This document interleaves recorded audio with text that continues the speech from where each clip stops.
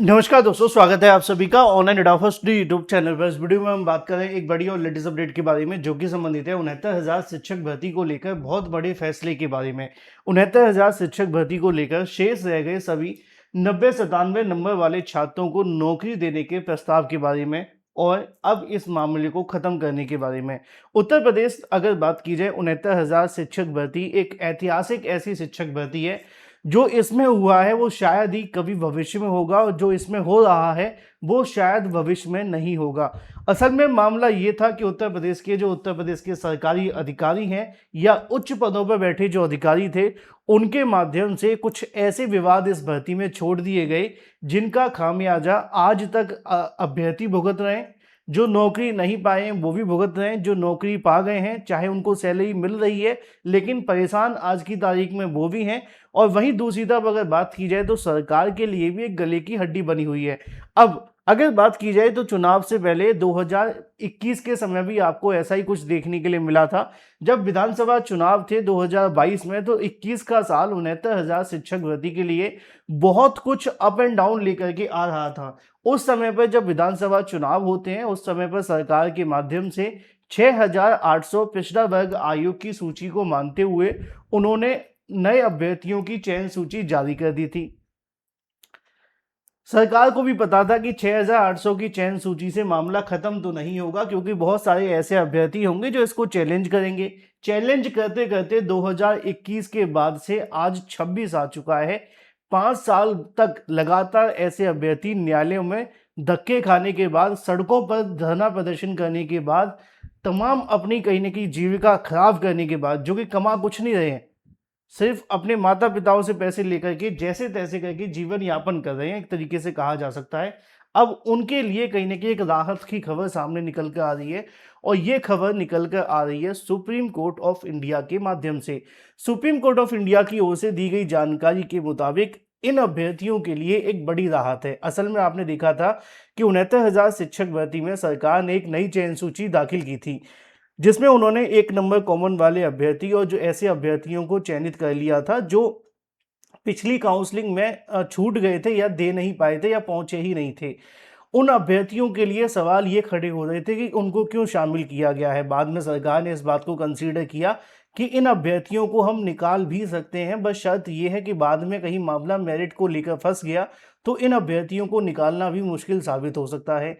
तो फिर बाद में कहीं ना कहीं सरकार ने कहा चलो एक काम करते हैं, सॉरी कोर्ट ने कहा, माफ़ कीजिएगा, कोर्ट ने कहा कि चलो हम एक काम करते हैं, क्यों ना हम ऐसा करें कि इन अभ्यर्थी और सरकार और जितने भी इस मामले में पक्षकार हैं उनसे एक जवाब ले लें कि भाई आप लोग क्या चाहते हो। अगर दोनों पक्ष सहमत हो तो कोर्ट ने कहा कि हम आर्टिकल 142 का, अनुच्छेद 142 का उपयोग करते हुए एक ऐसा फैसला लेकर के आएंगे जिसमें सुप्रीम कोर्ट अपनी मैक्सिमम पावर को यूज करेगा।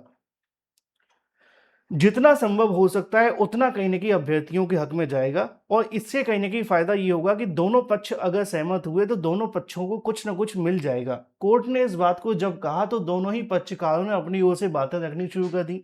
अब देखो यहाँ पर 3 पक्षकार हैं, बड़े ध्यान से सुनिए।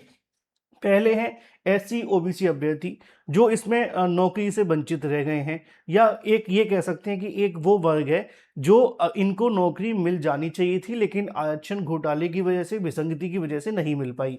तो पहले तो ये अभ्यर्थी हैं, ठीक है। दूसरे कौन सा पक्ष है? दूसरा पक्ष वो है जो सामान्य वर्ग के अभ्यर्थी जो 69,000 शिक्षक भर्ती में चयनित हुए थे, 67.6 के समथिंग जिनकी कट ऑफ गई थी, 67.6 या 7 गई थी आई थिंक, है ना, इतनी कट ऑफ गई थी उनको चयनित करने के बाद में दिक्कत ये आई कि सरकार ने जब दोबारा कट ऑफ जारी की है ओबीसी की, तो वो कट ऑफ 65 के समथिंग चली गई है। अब इस बीच में जो कट ऑफ पे चयनित अभ्यर्थी हैं उनके लिए दिक्कतें ये आ गई हैं कि या तो सरकार उनके लिए कोई पॉलिसी बना ले, क्योंकि अभी तक कोर्ट के अंदर उन्होंने स्पेशली कुछ कहा नहीं था जिसकी वजह से मामला फंसा हुआ था। तो यहाँ पर हर वर्ग की तरफ से एक शुक्रवार तक डिसाइड करने के लिए कहा गया था कि भाई आप अपनी अपनी तरफ से सभी एक सहमति बता दो कि क्या आप चाहते हैं, क्या आप चाहते हैं कि कोर्ट कोई ऐसा डिसीजन करे जिससे दोनों पक्षों को बेनिफिट मिले, या आप ये चाहते हैं कि मामला मेरिट पर सुना जाए। मेरिट का मतलब ये है कि जहां से मामला आप सभी का शुरू हुआ था वहां से आपको देखने के लिए मिलेगा जब आपका डबल बेंच ने आदेश दिया था चयन सूची बनाने के लिए। अब यहाँ पे एक दिक्कत सामने निकल कर आ गई है और ये दिक्कत काफ़ी बड़ी हो सकती है उन अभ्यर्थियों के लिए जो इस भर्ती से संबंधित हैं। दिक्कत ये है कि ये जो मामला है 69,000 शिक्षक भर्ती का, इसमें सुनवाई होने वाली थी, आप जानते हैं, मंगलवार को, ठीक है? मंगलवार को होने वाली सुनवाई में इस मामले पे बहस होनी थी, लेकिन उससे पहले एक बड़ा झटका लग गया है। छोटा-सा झटका है, ज़्यादा बड़ा नहीं है, लेकिन इसका कितना प्रभाव पड़ेगा ये भविष्य में पता चलेगा। छोटी-सी जानकारी मुझे आपको देनी थी। अगर आप में से कोई भी अभ्यर्थी यूपी टीजीटी, पीजीटी की तैयारी कर रहा है, तो आप अपनी तैयारी को और मजबूत कर सकते हैं जीके, जीएस के स्पेशल क्रैश कोर्स के साथ, जो कि अवेलेबल है मात्र ₹249 के अंदर। आप इसे परचेज़ कर सकते हैं, जो कि आप सभी के लिए इसमें आपको 50,000 वन लाइनर मिलते हैं, 1 साल का करंट अफेयर अपडेटेड मिलता है, जब तक आपका एग्ज़ाम नहीं हो जाएगा तब तक मिलता रहेगा। 50 मॉक टेस्ट आपको मिलेंगे, डेली क्लासेस मिलेगी यूट्यूब पर और 5,000 एक्सपेक्टेड क्वेश्चन भी है। 7719676659 पे व्हाट्सएप करके आप इसे ले भी सकते हैं। तो देर किस बात की, अभी ज्वाइन कर लें। अब बात कर लेते हैं मामले की।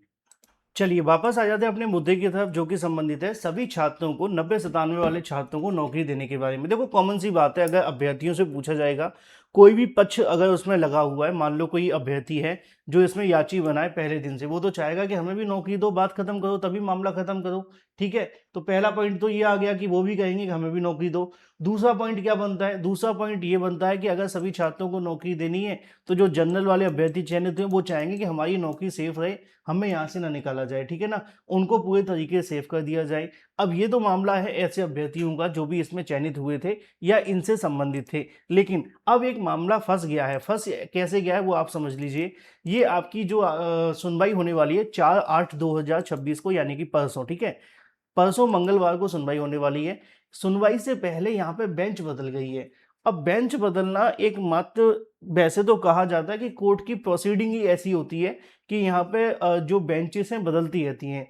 कई महीनों के बाद अंतराल में बदल जाती हैं। एक तरीके रोस्टर चेंज होते हैं। रोस्टर चेंज होने पे जो बेंच पहले से जिस बेंच में बैठ रही है कोर्ट के अंदर, उनको या तो आपस में 2 जजों को सिंगल जज बना दिया जाता है, या 3 जजों की खंडपीठ बना दी जाती है, या 2 ही जज रहते हैं लेकिन दोनों अदला-बदली हो जाती है। कोई दूसरे कोर्ट में बैठते हैं, कोई दूसरे कोर्ट में बैठते हैं।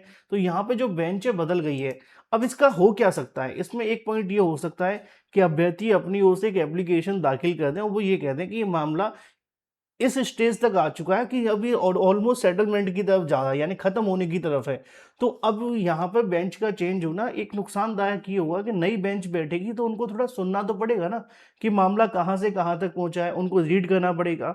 तो वो क्या करेंगे, हो सकता है कि पहली 1-2 सुनवाई में मामले को आगे बढ़ा दें कि चलो बाद में सुनेंगे, क्योंकि उनके पास जो अवेलेबल मैटर्स होंगे उन पे जाएँगे। तो इससे नुकसान ये हो सकता है कि ऑलमोस्ट फाइनल होने की कगार पे मामले को थोड़ा डिले किया जा सकता है। तो अगर अभ्यर्थी चाहे, इस मामले पर एक ऑप्शन अवेलेबल है। एक यहाँ पे लेटर दिया जाता है जो कि वकीलों के माध्यम से होता है। सब अभ्यर्थी जानते हैं, 69,000 वाले तो काफ़ी टाइम से जुड़े हुए हैं, है ना? एक लेटर देना होगा कि भई जो मामला इतना सुना जा चुका है, हमारे लिए एक स्पेशल बेंच बना दी जाए। स्पेशल बेंच 1 आधे घंटे के लिए बन जाती है। 1 घंटा अगर डेली इस मामले को मिल गया तो ये खत्म हो जाएगा। क्यों खत्म हो जाएगा? क्योंकि सारा कुछ तो डबल बेंच, सिंगल बेंच ने सुन लिया है। अब सुप्रीम कोर्ट में ये मामला है। सुप्रीम कोर्ट पहले से इस बात को कह रहे हैं कि हम तो 142 अनुच्छेद का उपयोग करने के लिए तैयार है, अगर दोनों पक्ष तैयार हैं तो। अगर दोनों पक्ष तैयार हैं तो मामला वहीं खत्म हो जाएगा। तो ये एक ऐतिहासिक फैसला हो सकता है। लेकिन दिक्कत ये हो रही है कि यहाँ पे बेंच चेंज हो गई है। अब बेंच चेंज होने की वजह से मामला टलेगा या आगे बढ़ेगा, ये बाद में तय होगा। फिलहाल जो भी अपडेट होगी वो आपको मिलती रहेगी।